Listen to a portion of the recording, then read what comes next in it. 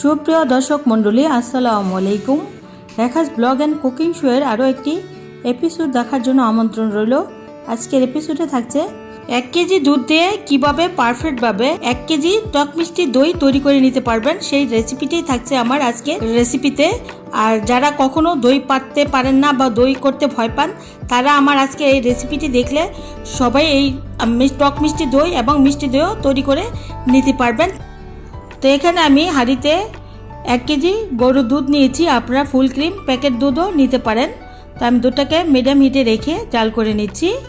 মিষ্টি দইয়ের জন্য যেভাবে দুধটাকে ঘন করতে হয়, টক মিষ্টি দইয়ের জন্য এত বেশি দুধটাকে ঘন করতে হবে না। তারপর আমি মোটামুটি একটু কমিয়ে নিয়েছি। তো এভাবে করে দুধটা ঘন করে নিয়েছি। তো আমি নেড়েচে দেখিয়ে দিচ্ছি কীরকম ঘনত্ব থাকবে। তো এই পর্যায়ে আমি চিনি দিয়ে দিচ্ছি হাফ কাপ। আপনারা চাইলে আরও কমিয়ে দিতে পারেন। তো আমি চিনিটা হাফ কাপ দিয়েছি, দিয়ে আবার একটু ভালো করে জাল করে দুধটার সাথে চিনিটা মিশিয়ে নিচ্ছি। তো 2-3 মিনিটের মতো দুধটা চিনিটার সাথে 5 মিনিটের মতো জাল করে নিয়েছি। তো চুলাটা আমি এখন অফ করে দেবো। এভাবে করে নেড়ে চেড়ে দুধটাকে আমি ঠান্ডা করে নিচ্ছি। তো এভাবে আপনারা দুধটাকে ঠান্ডা করে নেবেন, ঘন ঘন নাড়তে থাকবেন। দেখবেন যে দুধটা ঠান্ডা হয়ে গিয়েছে। আবার ঠান্ডা মানে একবারে খুব ঠান্ডা না, না গরম না ঠান্ডা, এরকম অবস্থায় কিন্তু আপনারা দুধটা করতে হবে। তো এখানে আমি 1 কাপ টক দই দিয়ে দিচ্ছি। এভাবে করে পাতলা একটা কাপড়ের মধ্যে টক দইটা আমি ছেঁকে নিচ্ছি।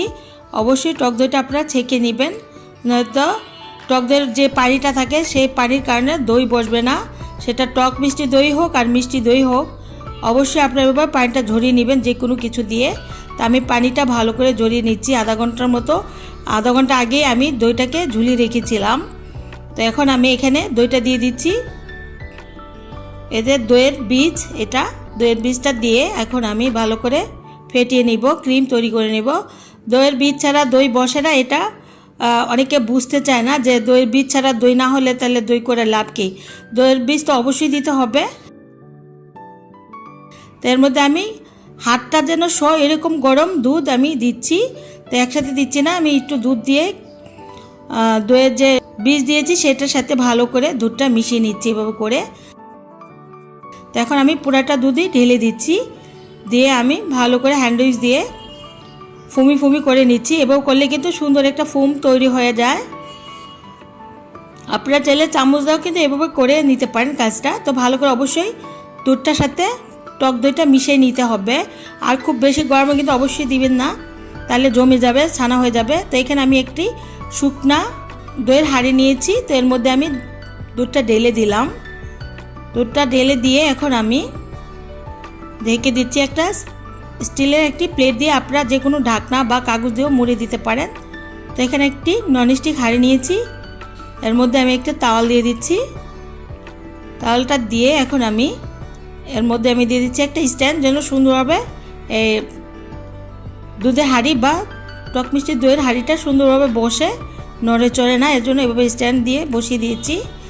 আর এভাবে করে আপনারা তার পাশ দিয়ে এভাবে মুড়ে দিবেন, যেটাই দেন, তাওয়াল দেন বা কম্বল বা ভারী কিছু কাপড়, এভাবে করে দিয়ে মুড়ে সারা রাতের জন্য আপনারা এভাবে করে চুলার আশেপাশে রেখে দিতে পারেন।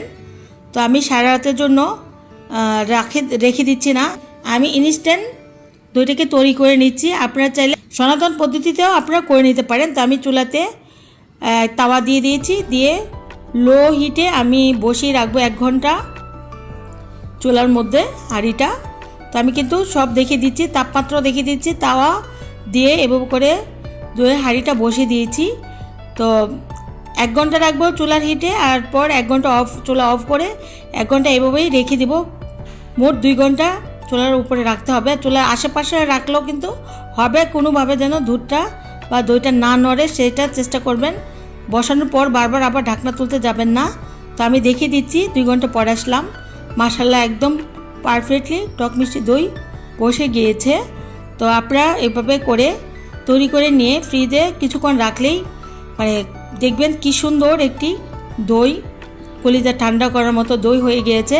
আর টক মিষ্টি দইটা কিন্তু সবাই খেতে পারে, ডায়াবেটিসের রুগীরা সবাই কিন্তু এই টক মিষ্টি দই খেতে পারবে।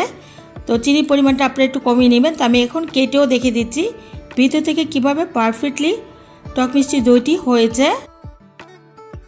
ভিতরে কোনো পানি জমাট বাঁধে নেই। আপনারা কিন্তু দেখতেই পাচ্ছেন কিভাবে সুন্দর ক্রিমের মতো।